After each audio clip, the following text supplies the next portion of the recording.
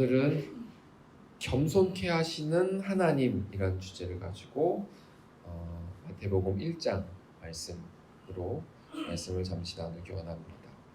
그리고 17절 말씀을 보시면요, 14대 14대가 세 가지 구분을 통해서 이렇게 예수가 났다라고 이야기하고 있습니다. 아브라함부터 다윗까지, 그리고 다윗부터 바벨론으로 사로잡힐 때까지, 그리고 바벨론으로부터 예수 그리스도까지 14대, 14, 14, 14. 자, 왜 14대인지를 여러분 좀 말씀을 드릴게요. 다윗의 이름이 다위드예요. 다위드, 히브리어로 다위드인데 달렛이라고 하는 히브리어 약간 기역자 같이 생겼어요. 그리고 와우라고 기역자를 압축해 놓은 것 같이 생긴 글자가 있어요. 달렛 그리고 와우, 달렛 이렇게 세 자모로 이루어진 것이 히브리어로 다위드, 그러니까 다윗이란 이름이에요. 그런데 달렛 그리고 와우, 달렛 이렇게 세 글자, 그 글자는요 숫자예요. 달렛은 4, 그리고 와우는 6, 마지막에 또 달렛이 있다고 했죠? 그러니까 4. 이것을 합하면 몇이에요? 14예요. 14, 14, 14. 이거를 강조한 이유는요, 예수가 어느 혈통이라고요? 다윗의 왕의 혈통이라는 것을 이야기해 주기 위해서 마태가 강조하기 위해서 지금 이렇게 계보를 쓴 겁니다. 6절은 다윗 왕조의 그 시작을 알리는 것으로 이스라엘이 가장 존경하는 통일 왕국의 그 초대왕, 누가 등장합니까? 다윗. 그런데 한번 보세요. 6절, 이새는 다윗 왕을 낳았대요. 지금 왕이란 이름이 여기에만 등장해요. 자, 그 다음에도 계속해서 왕의 이름이 등장하지만 여기 다윗에게만 왕이라는 호칭이 지금 여기에 주어진다는 거죠. 그만큼 이스라엘 민족들이 다윗을 정말 존중하고 존경하고, 그리고 너무나 그 초대 왕인 다윗을 많이 사랑한다. 그리고 많이 그를 정말 진짜 왕으로 그렇게 다윗을 모시고 있다. 그래서 후에 예수를 다윗 왕과 같이 그렇게 비유하면서 다윗 왕과 같은 그런 예수가 메시아가 온 것 아니냐, 이렇게 표현될 정도로 통일 왕국의 초대 왕이 바로 이 존중받고 존경받는 위대한 이스라엘의 다윗 왕이 지금 여기에 등장한다라는 것입니다. 자, 굉장히 이 왕이란 호칭이 영광스럽죠. 그리고 굉장히 존귀하게 그렇게 표현이 되고 있죠. 꼭 뭔가 된 것 같습니다. 다윗이라는 사람이 초대 이스라엘을 통일시키고, 그리고 주변 모든 강대국들을 다 섬멸하고 이스라엘을 정말 부강한 나라가 되기에 그렇게 토대를 만들었던 이 다윗 왕. 우리가 주목할 것은요, 이 6절 그 다음 부분이에요. 6절에 다윗 왕이 났다라고 이야기했죠. 그런데 바로 그 다음에 무슨 이야기가 나옵니까? 우리아의 아내에게서 솔로몬을 낳고. 재밌지 않습니까? 존경받고 영광스럽고 모두가 다 정말 사랑하는 다윗 왕, 그를 이야기한 바로 다음에 최고의 실수인 우리아의 아내 밧세바를 통해서 낳은 솔로몬 이야기가 바로 그 다음에 등장한다라는 것입니다. 여러분, 이것만 봐도 여러분들께서 짐작하실 수가 있어요. 이게 누구의 계보입니까? 예수님의 계보예요. 예수님의 계보, 즉 족보는 어찌 보면 굉장히 수치스러운 족보예요. 지금 이 족보에 나와 있는 몇몇 우리 사람들을 좀 이야기해 볼게요. 라합이 누굽니까? 창녀예요. 그 정탐꾼들을 살려줬지만 창녀였단 말이에요. 룻은 누굽니까? 나오미의 며느리 아닙니까? 이방인이었고요. 결국은 재혼을 했어요. 우리야 뭐 말하지 않아도 너무 잘 알고 계시죠. 햇사람입니다. 밧세바가 어느 나라 출신인지 나와 있지 않아요. 햇사람이니까 햇사람을 맞이하실 수도 있고요, 아내로. 혹은 이때는 거의 남편을 쫓아가기 때문에 이방인인 햇사람의 아내로. 그러니까 정통 혈통이 아닌 거죠. 정상적이지 못한 계보에서 누가 이 땅에 오셨다? 예수님이 오셨다는 겁니다. 여러분, 세상은요, 좋은 혈통에서 그리고 좋은 집안에서 선한 것이 난다라고 이야기합니다. 교육의 질이 다르고, 그리고 교육의 수준이 다르고, 그리고 어떤 유전적인 요인들이 다르다. 그러나 예수님의 계보는 이것을 뒤집습니다. 정말 세상 어디에 내놔도 부끄럽고 수치스러운 그런 계보인데, 거기서 누가? 이 땅을 구원하실 예수 그리스도가 태어나신 겁니다.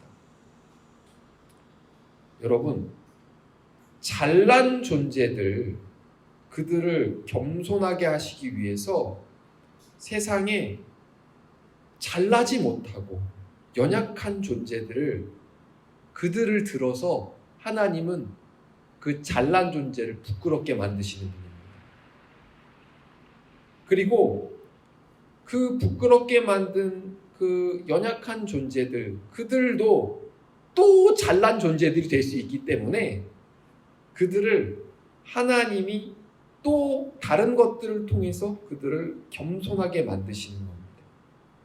여러분들, 그 하나님이 사람을 겸손하게 만드신다라는 것을 이 계보를 통해서, 이 연약한 계보를 통해서 메시아가 탄생한다라는 것을 통해서 우리에게 보여주신다라는 것입니다. 여러분, 힘 있는 자들을 어떻게? 낮은 자들, 연약한 자들이 그들을 겸손하게 만든다라고 말씀드렸죠. 그럼 낮아진 자들을 어떻게 겸손하게 만들까요? 낮아진 자들은 높은 자들을 겸손하게 만들었기 때문에 그들 안에 뭐가 있습니까? 교만이 있단 말이에요. 여러분, 교만은 뭡니까?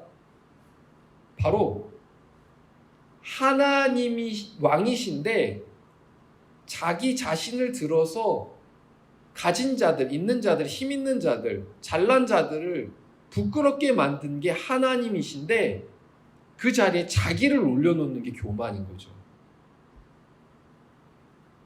나를 하나님의 자리에 얹혀놓는 게 바로 교만인 것입니다. 반대로 겸손은 무엇입니까?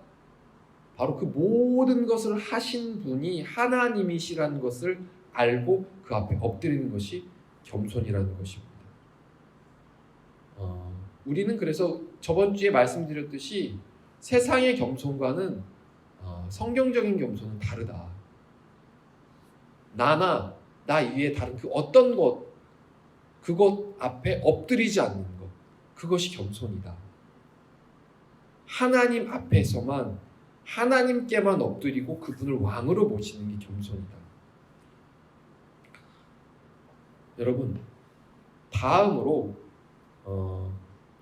이 다윗이 그들에게 어떻게 행했는지 좀 우리는 좀 살펴볼 필요가 있습니다. 다윗은 어떤 존재였습니까? 이스라엘 백성들에게 구원자 같은 존재였어요. 항상 그들이 공격을 당하거나 또 어떤 나라에게 위협을 당할 때 항상 그들을 건져줬던 사람이에요. 다윗이 어떻게 했습니까? 항상 잘했어요. 항상 승리했다고. 그런데 다윗이 승리한 이유가 자기 자신이라고, 자기가 잘했다고 그렇게 생각했던 그때에 어떤 일이 벌어졌습니까? 우리아의 아내를 범하는 일이 벌어졌던 겁니다. 난 이 정도면 충분해. 나는 통일왕국의 왕이야. 나는 나가면 다 승리할 수 있어.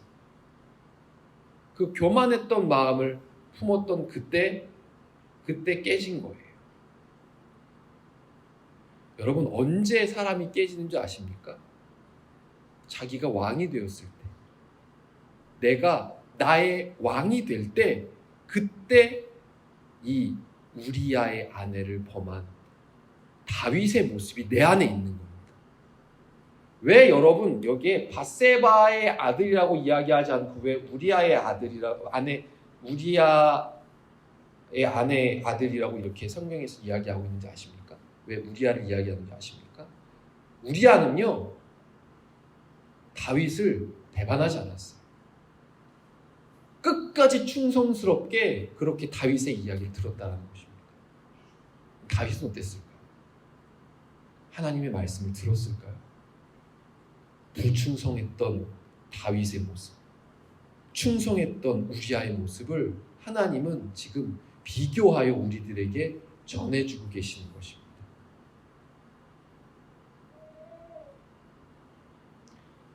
여러분, 내가 왕이 되면요, 죄를 지어요. 예전에 내가 쫓았던 그 구습이, 옛 습관이 계속해서 드러나요. 불러일으켜져요.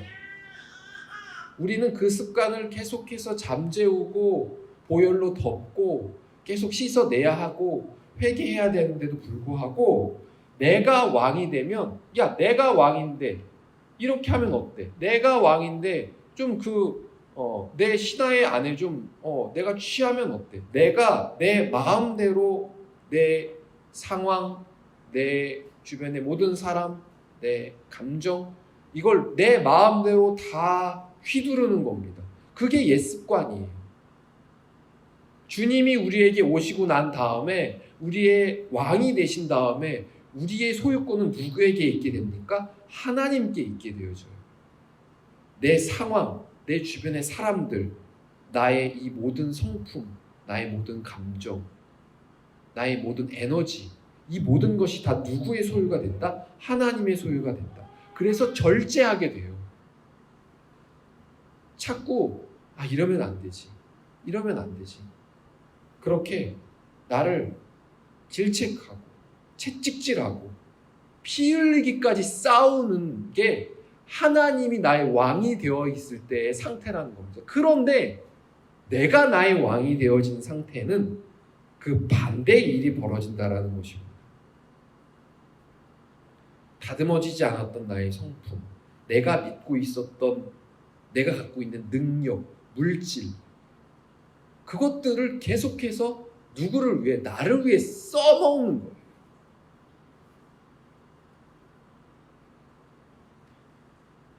그런데 주님이 우리에게 우리아의 아내와 같은 사건을 그때 보내주시는 겁니다. 그때 우리는 낮아집니다. 깨어지는 거예요. 다윗처럼 인정하게 되는 거예요. 나는 쥐뿔도 아니었구나.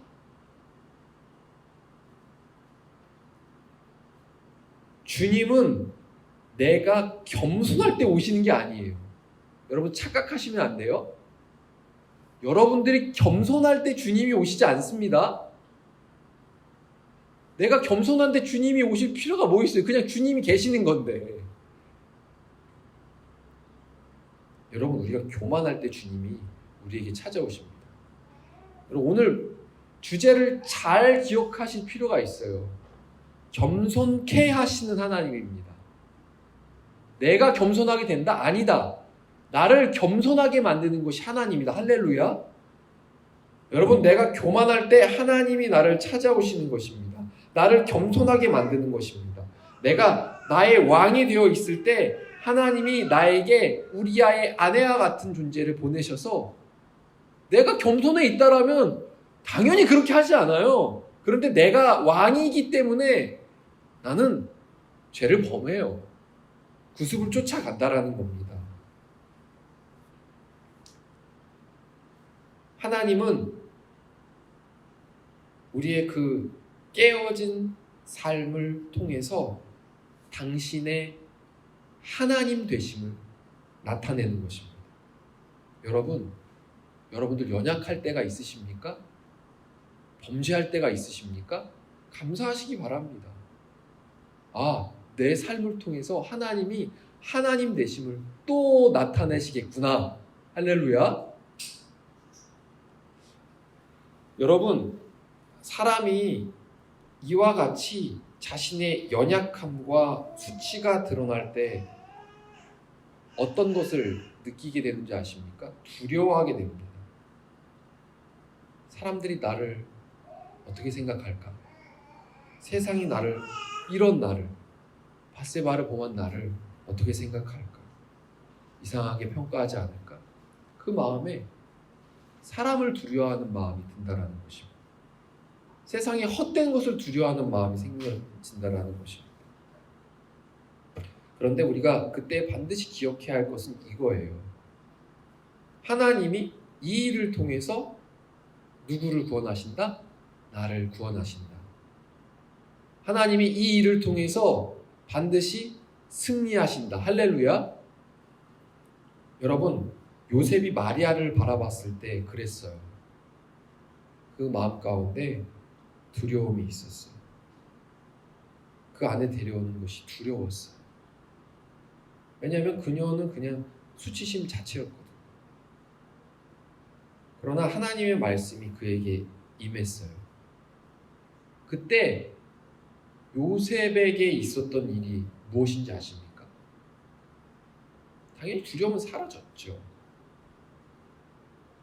그에게 두려움이 사라지면서 그에게 있게 된 모습은 무엇이냐면 바로 권리 포기예요. 내가 순결한 자매와 결혼하는 것에 대한 권리 포기. 내가 정말 반드시 내가 당연히 누려야 될 것들을 누리지 않아도 되겠다. 그 권리 포기. 여러분, 겸손이 뭐냐면요, 이거예요. 하나님의 하나님 되심, 하나님이 나의 왕 되심, 그것을 인정하며 나아가는 그 모습인 겸손. 겸손이 뭐냐면요, 내가 당연히 누릴 수 있는 권리를 포기하는 거예요. 다윗은 자신이 왕이었지만 우리아 사건 이후에 왕으로서 당연히 누릴 수 있는 권리를 그 후에는 이제 포기합니다. 다윗의 말년 때에 다윗의 그 신하들이 이제 다윗이 나이가 들고 이렇게 몸이 차니까 아주 어여쁜 자매를 그 다윗에게 아내로 이렇게 맞이하게 해줍니다. 왕이니까 뭐 나라에서 최고로 아름답고 제일 선결하고 귀한 자매를 왕의 아내로 이렇게 뽑아서 다윗의 곁에 두었겠죠. 그런데 그가 수발을 들어주는 것은 허용했지만 잠자리는 같이 하지 않았어요. 다윗은 우리아의 아내 밧세바를 범한 그 이후의 말입니다. 왕으로서 당연히 누릴 수 있는 그 권리, 자기가 범했던 죄악에 대한 그 영역, 죄에 대한 자신의 패역함에 대한 그 권리, 나는 그거 더 이상 누릴 수 없어. 이거 하면 난 쓰러져, 넘어져, 더 이상 할 수 없어. 여러분, 내가 당연히 누릴 수 있는 그 권리를 하나님 앞에서 포기할 때 하나님은 우리의 그 모습을 귀하게 받아주시는 줄 믿으시기를 축복합니다. 여러분, 하나님 앞에서의 온전한 겸손은 권리 포기예요. 우리가 예수 그리스도와 죽기 이전에는 관계없어요. 내가 다 왕이고 내가 다 누리고 내 마음대로 다 하는 거 그거 맞아요. 그런데 이제 내 그 죄악 때문에 누가 죽었어요? 예수 그리스도가 죽지 않았습니까? 그렇다면 그 이후 우리가 새 생명을 얻었다면 이제 이전에 내가 누렸던 그 모든 것에 대한 권리를 포기하며 나아가야 한다는 것입니다. 요셉은 자신의 그 혈통으로 장자를 낳을 그 자신의 그 족보를 이을 그 권리를 포기했어요. 여러분, 당시에 장자 얼마나 중요한 위치이고 얼마나 그 집안의 중요한 존재입니까? 그런데 장자를 자신의 그 씨로 세울 그 권리를 포기했다니까요. 왜요? 말씀에 순종함으로. 그러니까 어떻게 됐습니까? 내가 장자를 잇는 그 영광보다 내 자녀에서 이 온 열방을 구할 메시아가 태어나는 그 영광을 누리게 된 것입니다. 할렐루야. 사랑하는 새벽의 술교회 성도 여러분, 하나님은 당신의 신자들을 겸손하게 만드십니다. 내가 겸손할래 라가 아니라 그 자녀가 하나님만 섬기는, 하나님 앞에서 모든 권리를 포기할 수 있도록 하나님께서 그 자녀를 그렇게 만든다라는 것입니다. 하나님은 우리를 끝까지 포기하지 않으시는 분이십니다. 나의 연약함을 내려놓게 하시는 분이십니다. 그때 나에게 나타난 현상이 무엇이라고요? 권리 포기. 여러분, 내 안에 포기되어지는 일들이 있게 되어진다면, 아, 주님이 지금 나에게 찾아오셨구나. 아, 주님이 지금 나를 겸손케 하셔서 당신의 영광을 받고 계시는구나 라고 생각하시는 여러분들이 되시기를 축복합니다. 세상 사람들과 세상에서의 그 많은 문제의 시발점은 여러분 여기서 시작됩니다. 내가 권리를 포기하지 못하기 때문에.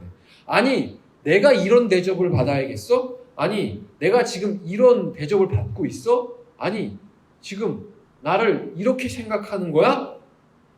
자기 자신을 지금 최고의 자리에 올려놓을 때부터 문제가 시작되는 겁니다.